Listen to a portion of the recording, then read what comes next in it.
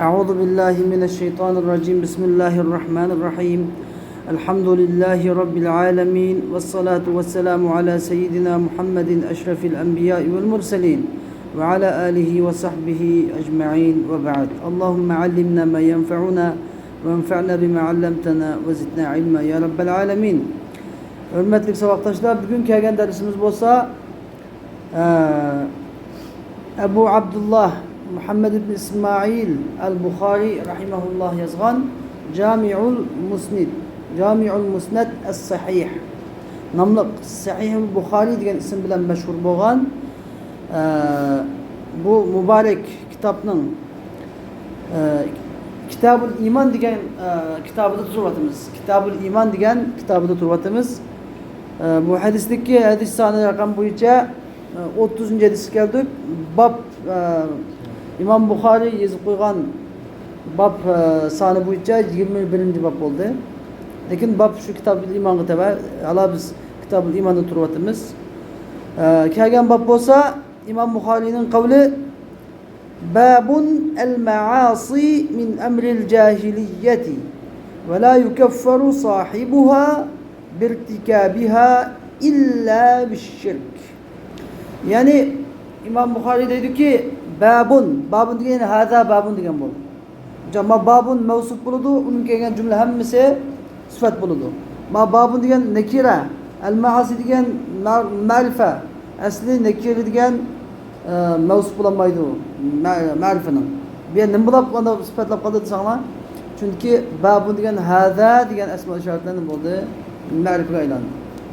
Undan keyin hada babun al-ma'asi min amril jahiliyya degan bab va babning sifatini kesib oldu. Babun hada babun degan babni kesib oldu. Mana bu günah masiyat cahiliyet işidan ve birinci mavzu. Ve la yukefferu sahibuha. Günah masiyatning egisi kufrga chiqarilmaydi. Günah masiyatga aqlab tushgan günahga chiqarilmaydi. İlla bir faqat shirk bilan chiqariladi degan bir bab degan bu. Endi bizga İmam Bukhari bu yerda muhim bo'lgan bizga cho'ng ikki mavzuni beryapti. Ikki mavzuni. Birinchi mavzu bo'lsa günah masiyat degan islomning axloqi emas. Günah masiyat degan cahiliyet axloqi. Yani İslamның axloqi boshdan oyoq qaraydigan bo'lsak, İslamda günah masiyat axloqi yo'q. Peygamber İslam el-muslimu men selimel muslimuna min lisanihi ve yedihi. Müslüman degan boshqa musulmonlar uning qo'lining va tilining aziyatidan sog'lom qolgan, salomat qolgan odam jin musulmon bo'ladi deb Peygamber İslam degan. Endi islom axloqi degan nima? Boshqalar qat'iy azor yetmaydi. Yani günah masiyat yo'q islom axloqining ichida. Demak, günah masiyat degan nima axloq deganda da jahiliyat axloqi, ya'ni islomning g'ayri. Günah masiyat degan islomning g'ayrining axloqi bo'ladi. İslamning axloqi emas. Ammo endi bu gapdan anda bir adam günah masiyat o'tkazsa kofir bo'lamdi degan chiqamiz deyapti. Ammo bir adam günah masiyat qilgan bo'lsa, jahiliyatning ishini qilgan bo'ladi. Jahiliyatning axloqini qilgan bo'ladi. Ammo günah masiyat o'tkazishdan iymondan chiqib ketmaydi. İlla bir shirk. Faqatlam shirk qilgan bo'lsa, shu joyda iymondan chiqadi. İman faqatlam nima bilan shirk bilan odamni ajraydi. İman nimaga kirgizgan bo'lsa, iman kirgizgan narsaga inkor qilgan vaqtda uning keynidan iymondan chiqadigan gap. Bu ahli sunnat va jamoat aqidasi. Demak, İmam Bukhari ham nima? Ahli sunnat va jamoat olimlari. Tushundingizmi? İmam Bukhari Vahabi emas. İmam Bukhari Salafi emas. İmam Bukhari salaf. İmam Salafi bilan salafni bilish kerak ha? İmam Bukhari Salafi emas. İmam Bukhari salaf. Nima deyapti azmiyada? Günah masiyat bilan kofir bo'lmaydi bir odam deydi. Ammo Vahabidin birisi qilib hozir sizga bir odam namoz o'qimasa kofir deb qo'ydi. Namoz o'qimasa kofir. Hech qanday bidon tafsilan. Namoz o'qimadi, qasddan namoz o'qimadi kofir. Bizga hadisni o'qib berdi. İmam Bukhari bilmasmi buni? Bilmasmi? Ya da shirkdan boshqa deydi. Namoz o'qimasa shirkka chiqadigan bo'lamdi. Demak, ahli sunnat va jamoat aqidasi, ya'ni as-siwadul a'zam nima deyapti? Günah masiyat bilan, shirkdan boshqa günah masiyat bilan iymon islomga chiqib ketmaydi. Anda o'sha hadis qanday javob berasiz? Qanday odam man taraka salatan mektubeten muteammiden fakat kefer degan nima deb ma'no desa unaqa har qanday odam farz qilingan bir namozni ya'ni o'qimaslikni halol sanab istihlalan va istixfafan namoz o'qimasak bo'ldi farz emas u deb farz emas deb uni keridan uni namoz o'qimasakmi deb ko'zga ilmay o'qimagan bo'lsa bu kofir shak shubhasiz kofir ammo bir odam g'ururlik bilan shahvatning keyniga kirib ko'ngli o'qig'isi bor e'tirof qiladi o'qig'isi bor tavba qilg'isi bor lekin shaytonning keyniga o'qimadi shaytonning keyniga o'qimagan bo'lsa buni deymiz posiq osiy deymiz lekin buni kofir demaymiz bizga ahli sunnat val jamoatning aqidasi hamda sizga imom buxoriy dalillarni ko'rsatdi hamda bizga imom buxoriy dalillarni ko'rsatdi birinchi qilib Peygamber Aleyhisselam'daki tüvendeki hadisdeki bizgi imom buxoriy hadisdeki bir kısmını parçalab aldı ki hadisin kamil kısmını so'zlaydi u liqavli nimishqa günah masiyat nimishqa günah masiyat qilgan ish jahiliyatning ishi bo'ladi deganga avvalan shuni dalil ko'rsatdi liqavli nabiy sallallohu alayhi vasallam innaka mru'un fika jahiliyya Rasulullah Ebu Zer radhiyallohu anhu dedi bir ayol kishiniki bir odamniki onasini tilg'alik uchun nima dedi sen haqiqatan seningda johiliyat axloqi bor bo'lgan bir inson ekansan degan edi va qavlillahi taala yana Alloh taolaning qavlini jitidan mana hadisdagi rasulullohning degani hamda Alloh taolaning qavli desa innalloha la yaghfiru an yushraka bihi va yaghfiru ma duna zalika liman yasha hamda demakchi uni faqat shirk keltirganligini ham iman islomdan chiqdi kofirga nisbat bo'ladi undan boshqa ham kofirga nisbat bilmaydi degandan keyin ya'ni oyatni keltirib demagan Alloh taolo Alloh shirk keltirishni kechirmaydi Alloh taolo kechirgan gunoh degan narsasi insonni nimadan islomdan chiqib o'tmaydi Alloh taolo kechiradigan gunoh degan nima islom doirasidan chiqib o'tmaydi insonni Alloh taolo nima dedi shirkni kechirmaydi undan boshqa gunoh qilgan kishilarni xohlagan kishiga kechiradi shunga bu vaqtda Cevheretut Tevhid'deki musannif İmam-ı Lakani ne deydi o? Ve men yemut ve lem yetub an dembihi fe emruhu mufavvadun li rabbihi deydi. Cevheretut Tevhid. Bu kitabını okumuştun inşallah. Yani digine her kanı adam ölse tövbe kılmayın. Ve men yemut ve lem yetub an dembihi. Günahiden tövbe kılmayın. Ölse bunun işi Perverdigar'a tapşırılgandır. Halisa mağfiret kıl günahını, halis mağfiret kılmaydı. Bunu mu diyen yaptı ana? Bu adam, bu kimin hakkında bu yaptı sana? Allah şirketime ölgen, lekin günahını tövbe kılmaya ölgen. Ama tövbe kılgan bozsa Allah Teala tövbe kılganını, günahını mağfiret kılman dedi. Allah Teala tövbe kılganını, günahını mağfiret kılman dedi. Hem de şirketim yaptı, tövbe mağfiret kaptırgan bozsa, bunun işi Allah Teala amanet. Halisa mağfiret kıldı, halisa şefaatçilerin geçiriyordu. Halisa yüzü mağfiret kıldı. Halisa azaplap, dozakla azaplamanın ki de cennetke kirgizildi. Bu şirkten başka işin hamdisi. Şimdi anlama, malum ilişkili. Ama tövbe kılgan bozsa tabii ki Allah Teala tövbesi kabul kıldı. Ama yeni bir adam şirk yapıp Allah Teala şirk yaptırıp dedikin tövbe kılgan bozsa yeni günah mağfiret. Şimdi anlama. Bunda dese ya da Allah Teala şirk yaptırıcı mağfiret kılmaydı, kalan mağfiret kıldı dese uçakta anda olsa sahabeler Müslüman bir müşrikti.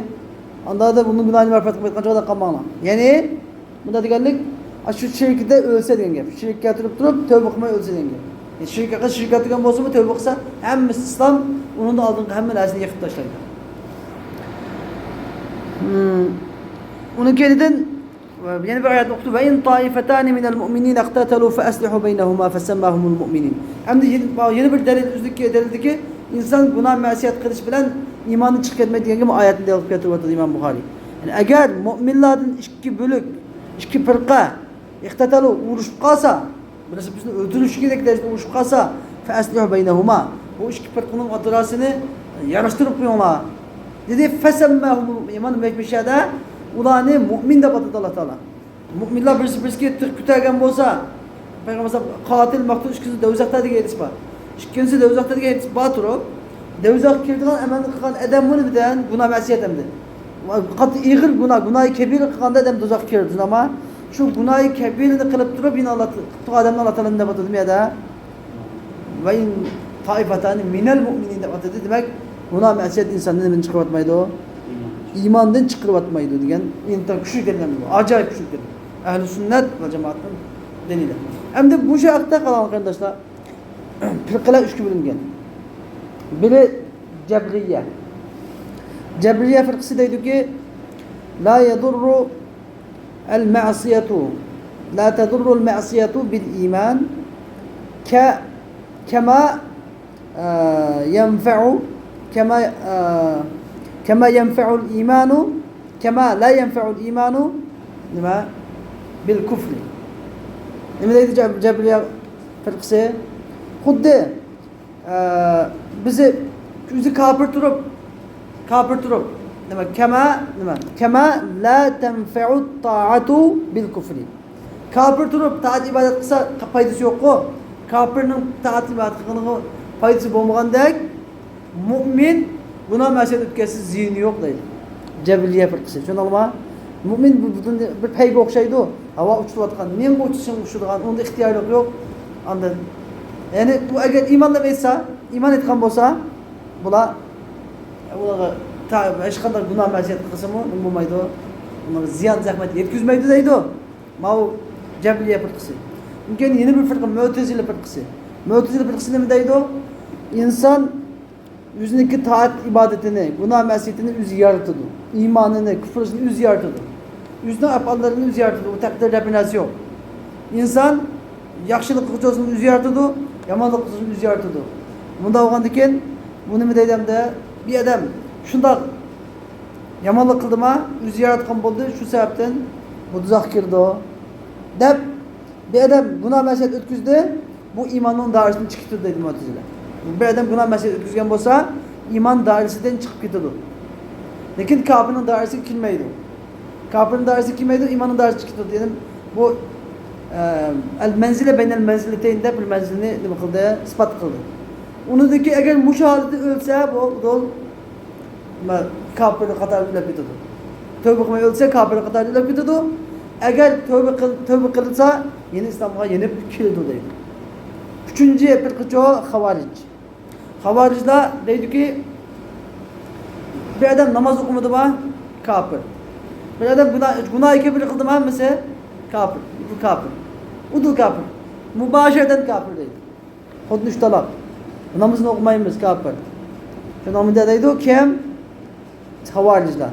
Hozirgi Salafiy deb ism qo'ygan Vahablar hammasi shunda deydi. Kofir deydi.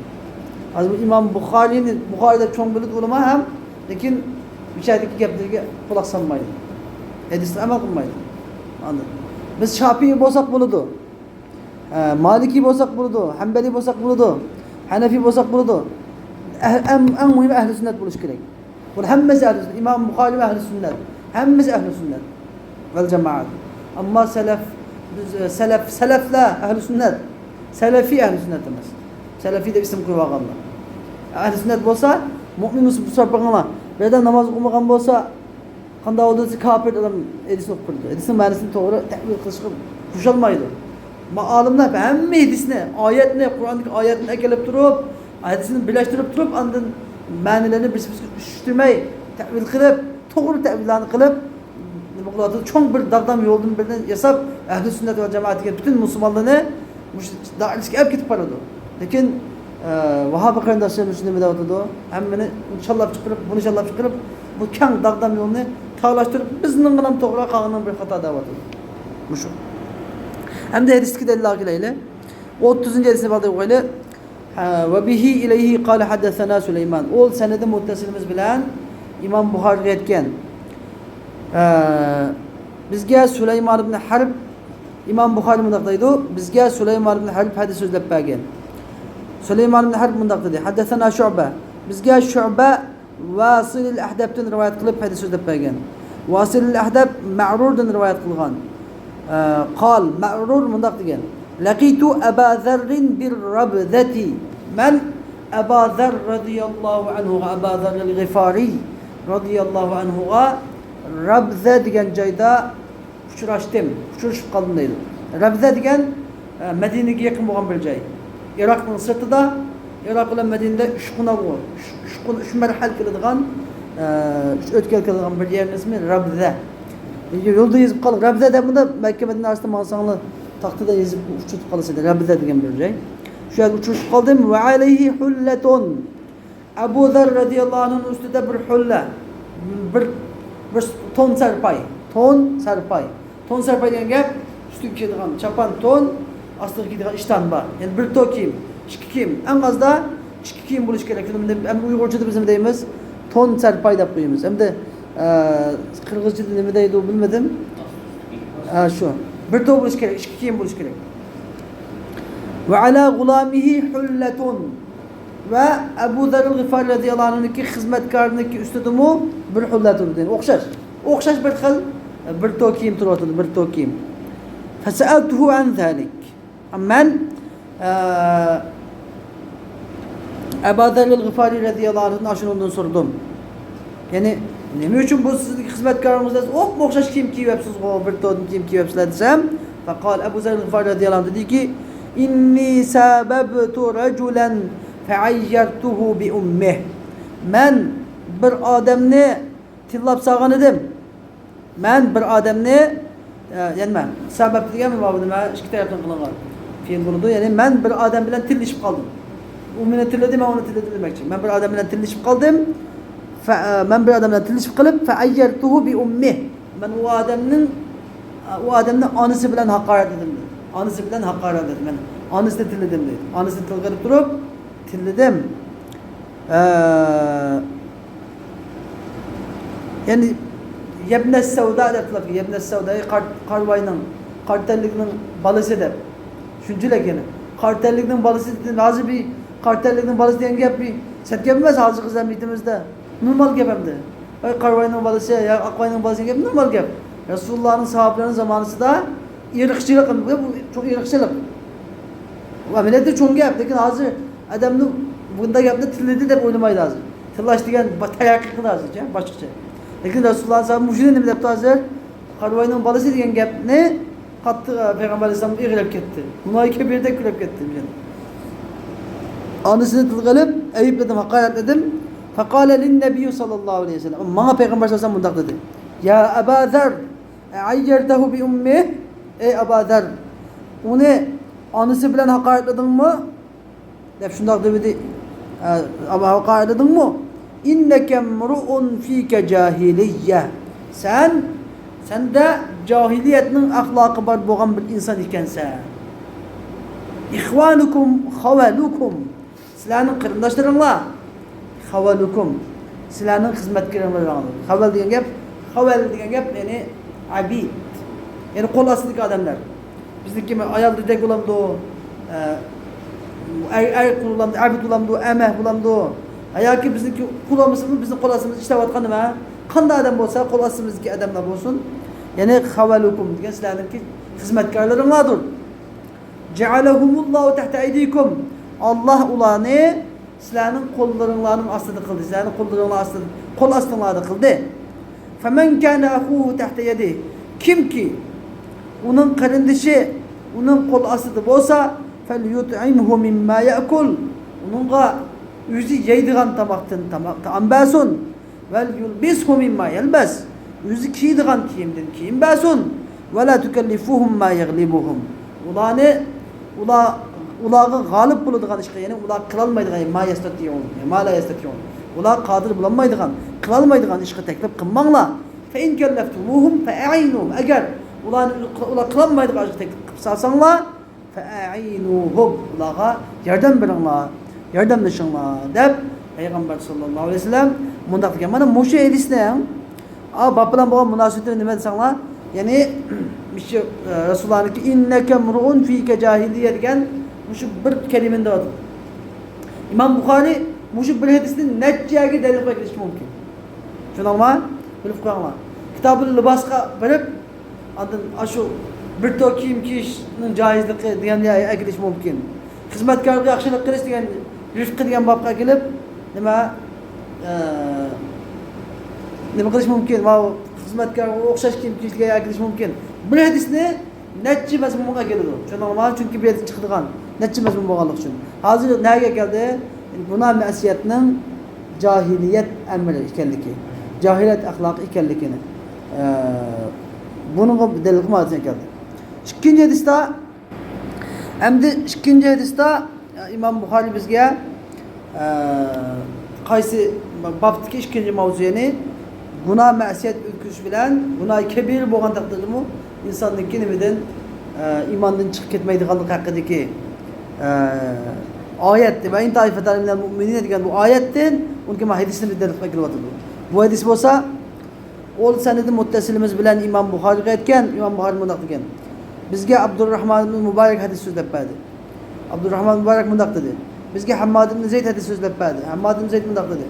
Bizge Ayyub hadis so'zlab berdi. Bizge Ayyub ve Yunus Hasan Basri'den rivayet kılıp hadis so'zlab berdi. Hasan Basri Ahnaf'tan rivayet kılıp, Ahnaf ibn Qays'tan rivayet kılıp mundaq dedi. Zahabtu li ansura hadar racul. Ahnaf ibn Qays radıyallahu anh dedi. Ben bu Adem'ge yardım biriş üçün badimdeydim. Yani kim demekçi? Ali ibn Abi Talib radıyallahu anh demekçi. Ali ibn Abi Talib bilen Osman radıyallahu anh şehit kılındı. Onun için Ali ibn Abi Talib keramallahu vecehu halifelik hilafet oldu. Olduğundan için Muaviye ibn Ebu Süfyan radıyallahu anh'ın kıldı. Ali radıyallahu anh'a bizge Osmanlı'daki katillerini tutup ötürüp bergen diyen talepini koydu. Ali radıyallahu anhu, Osman radıyallahu anh'ın şu demele şu havaricide onun başka şu Osman radıyallahu anh'ın başlanan fitne var mıydı? Demedi. Sebep'de bir adamdaki ergeç küçüleri kilip şehit kılıp etken dedi. Onun dinkin intayin yani Medine'de ihtilaf acayip yukarı. Bek yani bir halifeni Resulullah'ın ki en yakışı gördüğün ki oğlu üçüncü halife naid faziletli zat Osmanlı şehit kılıp etkinek derece fitne çok vakit. Şuna vakta Ali radıyallahu anh'ın hilafet oldu de oturgandan keyin bir mezgil şu fitnedeki fitne şu topulanını besip durup boğuca Osman radıyallahu anh'ınki katillerine bek kattır tekmey hilafetdeki nimelerine pacaklarını yagda kapı boğuca. Şunda oturgan bir mezgilinde toğuşturgandı Muaviye başı ölüp Ali radıyallahu anh'a beyat biliştin şunu bana kılıp Osman radıyallahu anh'ın konunu dava kılıp başlattı. Başlatıp şimdi olan bu iş yoğunap Ali radıyallahu anh tabii ki o Osman radıyallahu anh katillerini birine ne kıldı, hemmini öldürdü, hemmisini kin yukattı. Şunak olsa mı ki Muaviye yana beyat khiri onu mu denir diyorlar. Onu geldim aşu naiti çok bir can, Sıffin uçta bir can oldu aslında. Sıffin. Bu canda iki taraftan 70 mındın, 140 mına yakın adam ölüp gitken bir günde. Acayip ikinci Müslüman. Resulullah'ın en cennet bilen hoş aldığını hoş haber vergen aşağı mübeşşir boğan Zübeyir ibn Avvam, Talhat ibn Ubeydullah degan şu sahabelerimiz şu canı ölüp gitken şey. Mana endi muşu canın özü de deydi ki Ahnaf ibn Qays degan zat deydi ki ben aşu yani Ali radıyallahu anh'a yerden belgili mandım. Zahabtu li ansur hadar racul dedi. Ben Ali radıyallahu anh'a bu canlı yerden belgili Muaviye'nin sepeti durmay. Ali radıyallahu anh'ın sepeti durup yerden bir üçtünüm kıldım. Mandım. Felakiyeni Ebu Bekra. Bana Ebu Bekra uçurdu. Bunun ismi ne? Nufey'. İsmi Nufey'. Ebu Bekra bana uçurdu. Uçak mındak dedi. Eyne turid? Ne gibi yani eyne turidu? En tezheb diyen bu. Yani kaya gibi bakçısa. Kaya gibi bir şey irade kıvatsan dep. Şunda dedi, kultu dedim ki ansuru hadar recul. Yani uridu en ansuru hadar recul diyen bu. Yani ben bu adamge yardım vermek için ben. Sen kal. Ebu Bekir dedi ki irci' arkanı kayt. Fe inni semiyatu Resulullah sallallahu aleyhi ve sellem yekul. Ben Resulullah sallallahu aleyhi ve sellem'in bundak davat kalıkını anladım. İza iltaqal muslimani bi seyfeyhima fel qatilu vel maktulu finnar. Kaçan ki iki Müslüman o ikisinin kılıcı bilen roboro kilip uçuruşup kalsa diyen gep yani Urussa degan gap. Urussa fal qatilu vel maktulu finnar. Öldürgücü ve öldürülgücü her ikisi devzakta buludu. Fakultu, dedim ki ya Resulallah, hâzel katil, ma o katildur. Fema bâlul maktul, maktulun hali nime? Katil olan öldürgendikin devzak kire, maktulcu. Öldürülgücünün münayimi nime? Şuna da sorsam, kal, Peygamber dedi ki, innehu kâne halisan ala katli sahibi. O, üzünün sahibini öldürüşke heresmen idi. Eğer küçük etken olsa, öldürgücünü, katilini öldüretti. Küçük etmegelik için öldürüldü deydi Peygamber. Boşunda diyen, şunun için sen kayıtqın deyip, şunda söz diyen edi deydi. Hem de, bu kişi ki yeni bakan, yani onu anlap bakanda kim mi yine? Peygamber yeni bir edisi battı. Ali, bu şu kızıl tonunu giyip çıkıldı, kızıl ki. Şu canda hak Ali bilen buludu diyen bir hadis boğandaki hatta Ammar ibn Yasir qatarında çık sahabelenmesi Ali radıyallahu anh'ın keyini turgan edi. Anladın? Hak şu çağda Ali bilen buludu diyen yani mesela bir şahit kan bir hadis boğanlık için şunda turgan. Ama ettim hem eğer hadis bulmuşsun mu hak Ali radıyallahu anh çünkü Ali radıyallahu anh halife Muaviye çokum Ali radıyallahu anh beyat kılıç kile gidi. Hakan dağlık bulmuş. Ne olsun onu kuyap hem bunu kuyap beyat kılan olsa Müslümanlı birleşken olsa şu bugün 140 bin adamdan olmasıydı şey bulap bakağı. Biz azı Xitay diyen azı mesela Müslüman olmaya kalan Xitaylı var. Bütün Müslüman bulabilmek için mümkündü mesela. Amerika'daki Avrupa'da Müslüman. Bütün dünya Müslüman bulabilmek için mümkündü. Şu Muaviye Ali Raziyallahu anh'ın biliş peygamber olsa İslam şu Ömer Raziyallahu anh'ın maskedeki şu galeti tutan olsa şunda iş bulabilmek için mümkündü. Ama acayip İstanbul'da ziyan etken gelen. Anlamı şu nemede vardı daha hazır bazı sahabla katlaşmaya şu jenge. Bazı sahabla. Şu sahabın içinde mesela Ebu Bekir'e diyen kişi şunda da nima qilgan?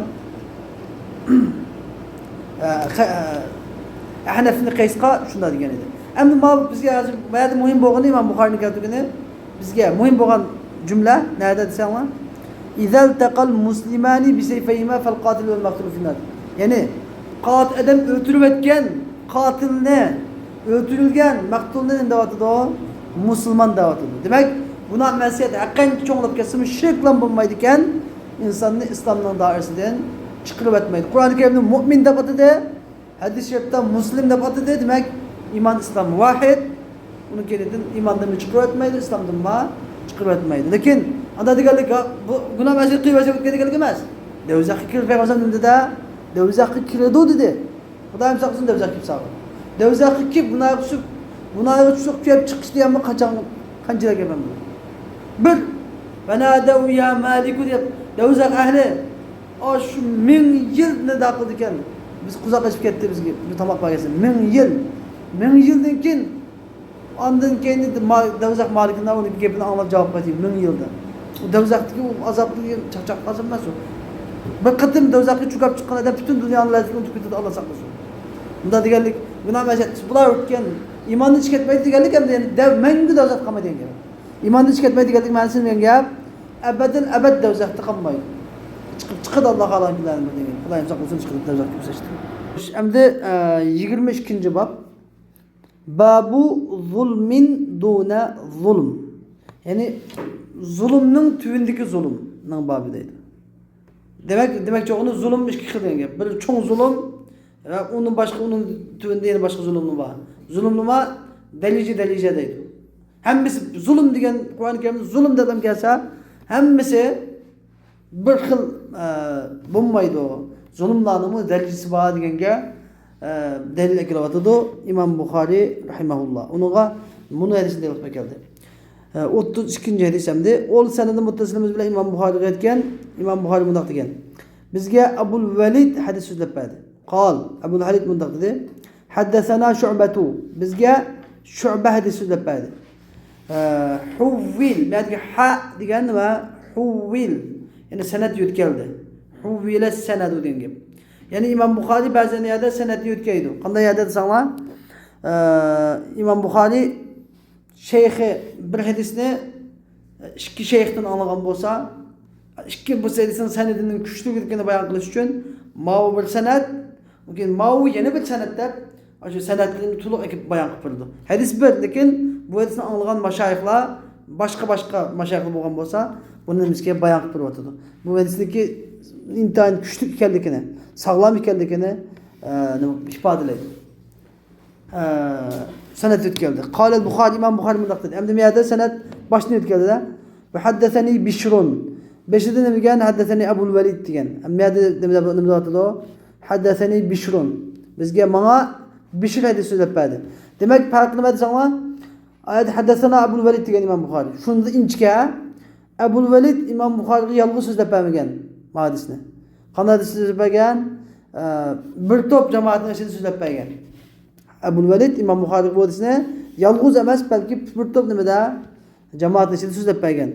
Lekin ben Bişr diyordu sana. Bişr İmam Bukhari yalnız mı pek Allah'ida söz etmegen. Şu haddeseni davatıdır. Muşunda da inçke bakma hadislik gibi mi?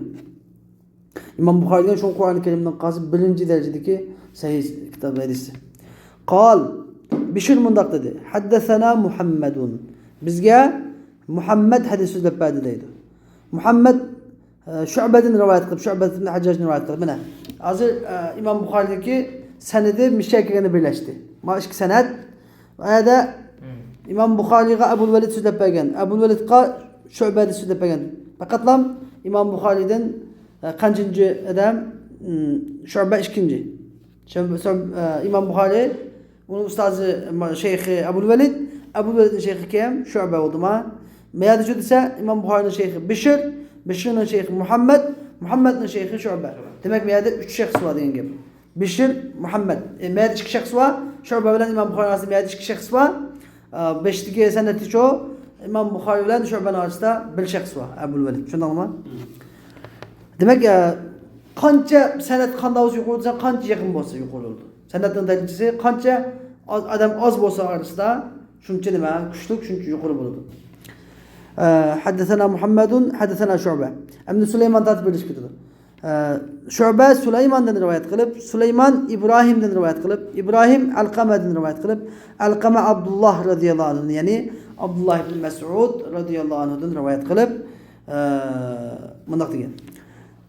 لما نزلت الذين آمنوا ولم يلبسوا إيمانهم بظلم يعني الله عز وجل الذين آمنوا ولم يلبسوا إيمانهم بظلم yani iman etkan ve ulanın imanıga zulümni araştırmaganlar degan bunu ayeti yani Sure En'am'daki 82. ayeti. Şu ayet nazil bo'lgan vaqtida Rasulullah sallallahu aleyhi ve sellem ashablari mundaq dedi. Eyyuna lem yazlim. Bizning qaysimiz zulm qilmagandi? Bizning qaysimiz zulm qilmadi? Hammamiz zulm qilamiz, ba'zilarimiz ayollarimiz zulm qilamiz, ba'zilarimiz bolalarimiz zulm qilamiz, ba'zilarimiz qulcha xizmatkor chaqalarimiz zulm qilamiz, ba'zilarimiz o'zimizga zulm qilamiz. Ya'ni zulm qilmagan kim yo'q deb sahablar qo'shib ketdim. İmanıga zulmni aralashmagan degan gap, mushul iymon etganlar degan gap bo'lgandan keyin unda zulmni aralashmagan bo'lsak biz mu'min emaskan, xudo deb qo'shib ketdi. Fa anzalallohu azza va jalla mana arqadalloh Allah azza va jalla inna şirke la zulmun azim degan, ya'ni Sura Luqmanning 13-oyatidagi shirk degan shubhasizki shirk degan la zulmun azim. Haqiqatan bu katta zulmdir, cho'ng zulmdir degan. Shu oyatni kelgandan keyin asli iman etgan imaniga shirkni aralashtirmaganlar degan bo'ldi ekan. Shu Qur'oni Karimni eng yaxshi tafsir qilgan mufassir Qur'on. Qur'on bilan tafsir qilish eng yaxshi, birinchi kuchlik yo'l. Uni keyin Qur'oni Karimni hadis bilan tafsir qilish, uni keyin sahobaning qavli, uni keyin tabiinning qavli. Shundan ma'nodir. Şu inna shirka la zulmun azim oyati İmam Buxoriyning bab bilan munosabatli ekan. Demak, zulm degan hammasi bir xil bo'lmaydigan, hamma zulmni bir tarafda deydigan bo'lmaydigan. Zulmning eng cho'ngi nima ekan? Shirk ekan. Shirkka tuganlik iymonni adam iymonni chiqarib o'tadigan zulm ekan. Qolgan zulmlarcho desa, qolgan zulmlar iymondan kimni chiqarib o'tmaydi. Biz qilib oyatdan kelib zulm qilgan iymoni yo'q deb agarsa Allah shirk etmaganligini boshqa zulm qilganni ma iymoni bu zolim bu kafir desa, la degan yo'q. Bu yerdagi Qur'onga u yerdagi zulm nima? Shirk demakchi Alloh taolo. Deyishgan so'z da'vat. Maqsad yana bu ilgari bab bilan bo'lgan munosabat, ya'ni mutlaq zulm nimada? Mutlaq zulm degan ma'siyat, mutlaq zulm shirkdan boshqa mutlaq zulm insonni iymonidan chiqarib o'tmaydi demakchi. Xo'sh. 23. bab. İmam Buxoriy rahimehullah bu babda endi babu alamatil munafiqi. Munafiqning alamati degan bir bab keldi. Endi bizga gunoh ma'siyatniki iymondan chiqarib o'tmaydiganligini so'zlab kelib, endi ya'ni shu gunoh ma'siyatlarning ichidan alamatun nifoqda bir ma'siyatlar bor. Tushundingizmi? Demak bu alamatun nifoq insonni bundan nimadan iymondan chiqarib o'tmaydi. Men sizlarga tafsir nasafiy darsida so'zlab insonni bor bo'lishi mumkin. Shu yerda nifoq degan biri nima? Nifoq i'tiqodiy. E'tiqoddagi bo'lgan nifoq, munofiqlik. Yana bir uchun nifoq suvari yoki nifoq nima xulqi. Axloqdagi bo'lgan yoki nifoqun fil amal. Amaldagi bo'lgan munofiqlik. Deb ya'ni axloqiy munofiqlik deb ikkiga ayirdik. Mana e'tiqoddagi munofiqlik bu kafir bu shaksiz. Kafirning eng nejisi. Bu iymon e'tiqod vaqtida nima emas, bu nima emas, bu iymon musulmon emas. Yolg'onda musulmon bo'lgan, og'izda yolg'on aytib, Allah'ın Resulü müminleri aldamçılık kılıp nurkanı yuhadiyun Allah'a ve lezine amenu. Ama ahlaki münafıklık çoğu. Dese bu münafıklardaki alameti. Münafıklarda şu iş var ameliyatta. Lakin bu alametlerin özü müminle münafık kılış mümkün. Günah me'asiyeti hesaplanıyordu. Münafıklığın ahlakından kaçtıkken bağır eğil günah mı? Eğil günah. Lakin şu münafıkın alameti olan alametlengen insan mu yani ne olmaydı o imandan çıkıp gitmeydi demekçe İmam Buxori'deki babniki ulap ekergenlikini ne bilgi sordu o münafıklığın alameti boğan bilen mu imandan çıkıp gitmeydi lakin bu eğil günah demekçe bana biliş gerek bab bilen babның münasibeti var bizden bab bilen babның münasibetini bağlaş gerek bab bilen hadisinin münasibeti var ve bab bilen babның hem münasibeti var bu şimdi üçüncü sanımı lazım 33. hadis hem de Ol senede muttasilimiz bilen İmam Buxoriy aytgan hadis so'zlab berdi bizlarga Sulaymon ibn Abi Rabi hadis so'zlab berdi. U mundaq dedi, bizga Ismoil ibn Ja'far hadis so'zlab berdi. U mundaq dedi, bizga Nafi ibn Malik ibn Abi Amir Abu Suhayl hadis so'zlab berdi. O'zining dadasi Malikdan. Endi bu Malik İmam Malik demekçi. U İmam Malik Abi Hureyre radhiyallahu anhu'dan rivayet kıldı. Abi Hureyre radhiyallahu anh Peygamber sallallahu aleyhi ve sellem'den rivayet kıldı. Peygamber sallallahu aleyhi ve sellem dedi. Ayetul münafiki salasun. Münafıkın alameti üçtür. Mesela ki İza haddese kezebe. Yani kaçan ki münafık gap kısa yalgan eytidu. Ve İza vaade ahlafe. Kaçan ki münafık vaade kısa vaade xilaflık kılıdı. Ve İza tumine khane. Kaçan ki münafık amanet kuyulsa amanetke xiyanet kılıdı o. Hem de aslında gerisi yeni bir ziyade kılıdı töt. Şunu alma asası töt buludu. Hem de müşahedeki bab bilen boğan münasebet demedi sana. Ayetul münafik selasa otudu. Ayetul diyen mesela alametu diyen oldu. Yani münafıkın alameti üçtür. Hem de bir adam yapısıya gayetkan olsa, verdik sıkılat kılgan olsa, amanet kılgan olsa, kıyat kılgan olsa bunu kafir demdimiz. Yok. Diyen bu günah mesiyet. Eğil cinayetler var bizi. Yengil cinayet demez. Lakin bu münafıkın alameti de var. Münafıklık demeyi var mı sen demedin? Münafıkın alameti. Yani münafık müjde bulattı. Münafık müjde yapısıya gayet etti. Çünkü münafıkın kanide La ilahe illallah de, neşhedü enneke Resulullah de, amenna billahi ve bil yevmil ahir de, yalgan itkan edi. Ulan yalgan itkan edi. Yani yapısıya gayet etti. Demek okşup kalan diken macayetten. Onundaki vədiki xilaf qıqan, Allah'a ve Resulullah'a ve vədiki münafıqlık xilaf qıqan edi. Biz diyen Xudayım biz sizi sadık. Biz sizle otu girsek, tenkilimiz, soğuk girsek, tenkilimiz de vədi qıqandı, vədi xilaf qıqandı. Yani demek Müslüman çıkan vədi xilaf qıqandan mücahidini okuşup kaldı. Üçüncüsü şu, münafık amaneti xiyonat kıldı. Yani Müslümanlar münafık işinip, işencisini koyup, üzdeki ehline ya ki, üzdeki sirlerine amanet koysa, kafirler böyle dep koydu münafık. Xiyonat kıldı mı? Amanet xiyonat kıldı kadar mücahidini yine demege münafık okşap kalıdı. Ahirde tilişip kalsa ağzını bozudu. Münafıklık ki kalbide iman uğurlaşmak için tilişip ağzını bozudu ola. Yani tilişip kalan ağzını bozuduğun insan mı? Yani münafıklığın ahlakıyla ahlaklangan buludu. Lakin şu münafıklığın ahlakıyla ahlaklangan takdirde mu imanını çıkıp etmeydi. Kalbide imanla buluduken Allah kişilerken bunu biz imanını çıkıp kafir demeyimiz. Şunu anlama, müştemiz gerek. İmam Buxori'de demek lazım. Babdan bağa münasebet. Hem de 34. hadis. Ol senedi muttasilimiz bilen İmam Buxari etken, İmam Buxari mundaq dedi, bizge Qabisa hadis sözlep berdi, Qabisa ibn Uqba. O mundaq dedi, bizge Süfyan A'mash'dan rivayet qilib hadis sözlep berdi. A'mash Abdullah ibn Murra'dan rivayet qilib, Abdullah ibn Murra Masruqdan rivayet qilib, Masruq Abdullah ibn Amr radhiyallahu anhudan Peygamber sallallahu aleyhi ve sellem mundaq deganligini rivayet qildi. Peygamber sallallahu aleyhi ve sellem mundaq dedi ki, "Erba'un men kunna fihi kana munafiqan halisa." Töt xil iş var. Kimki onun da töt xil iş bolsa, o halis münafık buludu. Halis münafık buludu degan gap. Halis münafık degeni yani muşununda töt xil iş tepilgan, münafıklıkki töt xil xisleti tepilgan, halis münafıklığın töt xil xisleti tepilgan asi günahkar bende olur dendi. Halis münafık degeni haqiqiy münafık demekçe emas. Yani muşut münafıklıkki aşı töt tane xisleti kamil tepilgan insan buludu. Demekçe şunu ama. Yani günah kebir hem de. Ve men kânet fihi hasletun minhunne. Kim ki onun da uladın aşı töt xisletin bir xislet bolsa, kânet fihi hasletun minen nifak. Onun da münafıklıktan bir xislet buludu. Yani bu baydı münafıkın halisen degeni yani kamil ahlaki münafık şunu ama. Kamil ama ahlaki münafık buludu. Yani itikadi münafık emas, kamil ahlaki münafık buludu. Minen nifak yani hatta yeda'aha diye aşı xisletni tashlamaguncha terk etmagunchalikka onun da münafıklıktan yani ahlaki münafıklıktan bir xislet bo'lgan bo'ladi. İza tumina xan u to'rt xislet bo'lsa, qachonki amonat qo'yilsa xiyonat qiladi. Va iza haddasa kadab qachonki gap qilsa yolg'on aytadi. Va iza ahada g'adar qachonki ahd qilsa ahdisini buzadi. Ya'ni va'daga vafo qilmaydi. Va iza khasama fajar qachonki davolashib qolsa, bir kim bilan gap talashib qolsa, gapda qolishib qolsa, fajar og'zini buzadi.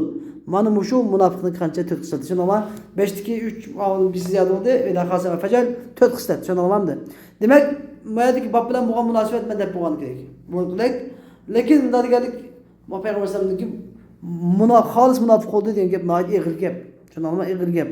Ya'ni xolis axloqiy munofiq degan taqdirmi yana davzaqqa tushadigan munofiq degan gap endi. Shuni olma davzaqqa tashlag'day darajada ig'ir jinoyatlarni bu. Xudoyim saqlasin. Shunga gap qilmol ba Payg'ambar sallallohu nima degan edi? Mu'min musulmon zina qilamdi, desa qiladi dedi. O'g'irlik qilamdi desa qiladi dedi. Haqida jinoyat qiladi dedi. Yolg'on aytamdi desa aytmaydi dedi. O'ylab qo'ymagan. Bu gap yomon, yani hozir yolg'on istagan gap eng insonlarniki eng oddiy ko'rga ishlab ketdi. Ondan Xudoyim saqlasin yolg'onchilikdan ya Alloh. Tabi'ahu Shu'batu anil A'mash. Endi bu hadisda Shu'ba A'mashdan rivoyat qilib mutabaat qildi deydi. Ya'ni Shu'ba hadisga A'mashdan rivoyat qilib Shu'ba ham ergashdi degan gap. Shu'ba ham mushayrisniki bizga A'mashdan boshlab Shu'banikini bizga mashayihlari. Shu'ba nima dedi? Men A'mashdan anglagan deydi. A'mash Abdullah ibn Murra'dan Masruqdan Abdullah ibn Amr'dan tatib rivoyat qilgan deydi. Buni da batamiz buni hada mutaba'a naqisa deb atadi. Bu mutaba'a naqisa nimishqa? Chunki Shu'ba bu yerda hadisning o'ttirni istagan. Shu'ba hadisning o'ttirdan kelganlik uchun bunda batirdi mutaba'a naqisa deb atadi hadis mustalah hadis bilimi. Xo'sh. İmam Buxoriy rahimahullah endi bizga munofiqning alomatini so'zlab bo'lgandan keyin endi iymonning alomatlarini so'zlashga shuru qildi. Iymonning alomatlarini so'zlashga shuru qilib dediki, babun qiyamu laylatil qadri minal iymon. Ya'ni laylatil qadr kechasi qiyam qilish iymondandir degan bir bab. Bu laylatil qadr kechasi qiyam qilish iymondandir, ya'ni iymonning alomatidandir degan bir bab. Ya'ni iymon qadam degan laylatil qadr kechasi Ramazonning kechalarida uxlamaydi, qiyam qiladi.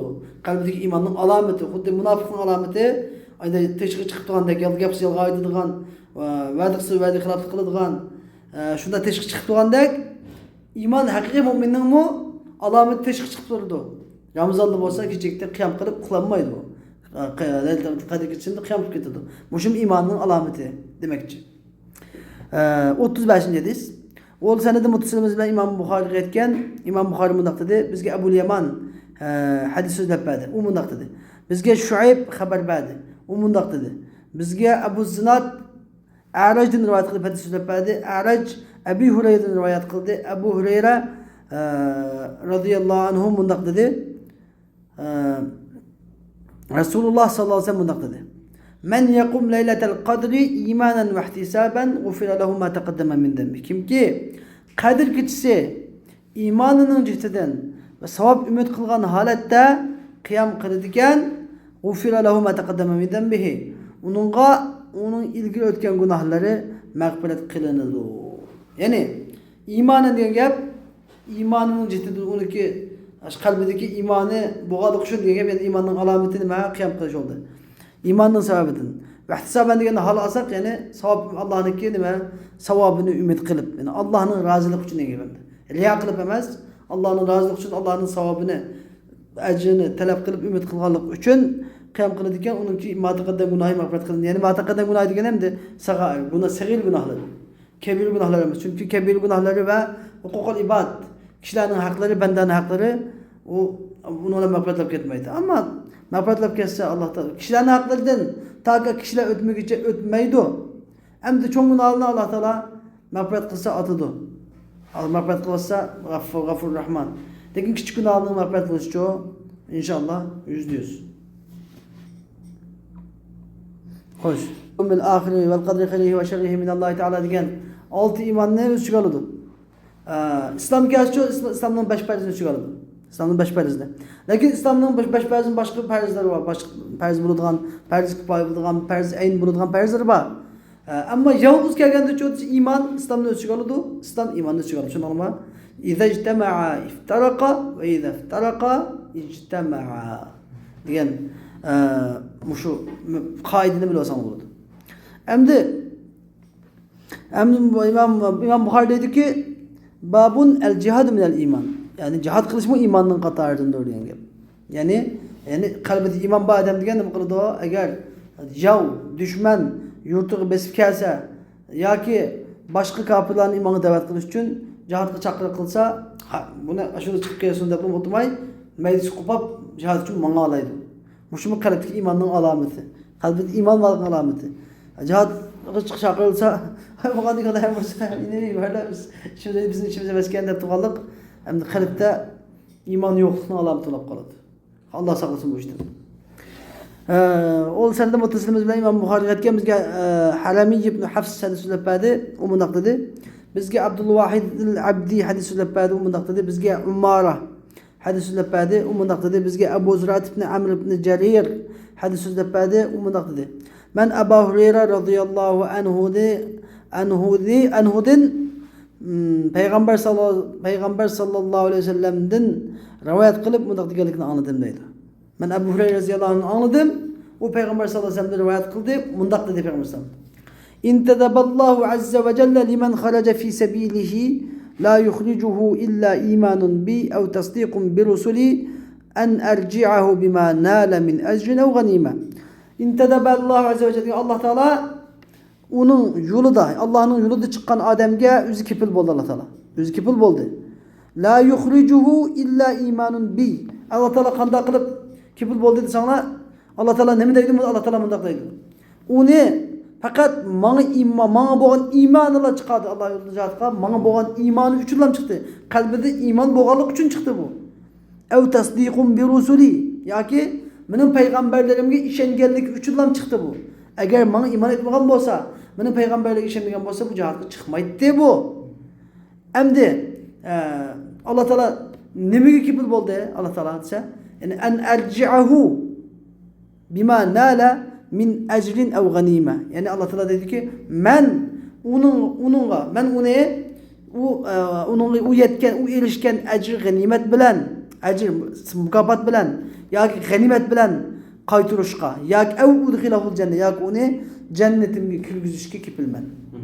Allah'ın yolunda cihad için çıkan bendini Allah Teala kipil bulup dedi ki o fakatla bana iman etip çıktı.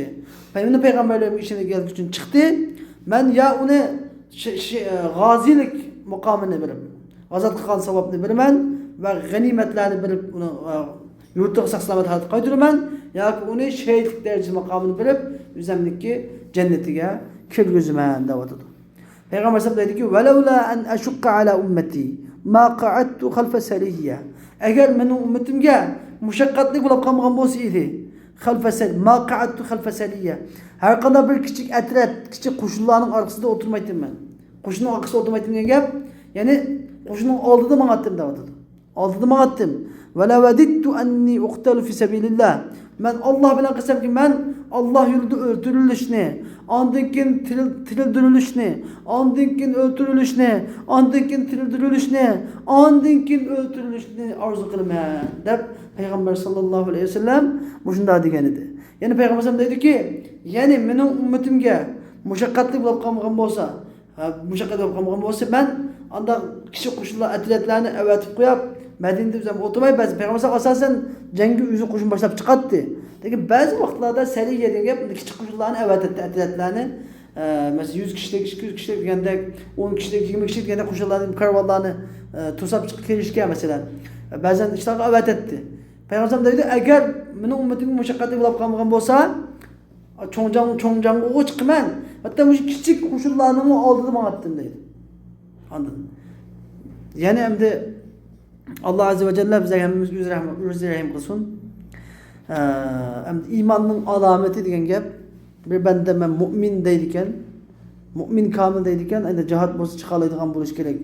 İslam mesela bir yerde aynı İslam çakırık bulup cihat çakırık kılınsa, kapırlar bir yurtun besvağın bolsa, bir yerde aynı mescitler çıkılgan bolsa, xuddi bizning Türkistan'daki Xitoyda aynı mescitlerini çıkıp, Kur'anlarını köydürüp, alimlerini öldürüp, ayarlarını, şermi hayallerini defsende kılıp, muşundak hem de insan tesirlüğüsü derecede aynı bir şey yapıp bolsa, her bir Müslüman'a eğer bir çoğun hükümet, ya ki bir çoğun koşun hem de, aynı küçük var, aynı birisi çakırık kılıp, emisi biz Xitoy bilen can kılmakçı, kilon adisi her bir Müslümanın geldiğine yaşayıp bir vacip olur. Xuddi Falastin'deki bu o'xshash vaqa. Agar qilinmaganlar hammasi xotirjam bo'lib maydik mushab bilmay, Alloh taolo gunohini mag'firat etlab, qattiq o'zini osiy sifat bilib, ya Alloh, men gunohkor bo'lib ketdim deb Alloh taoloning gunohini mag'firat etlab o'tirish yo'li, undan boshqa chora yo'q, amal yo'q endi.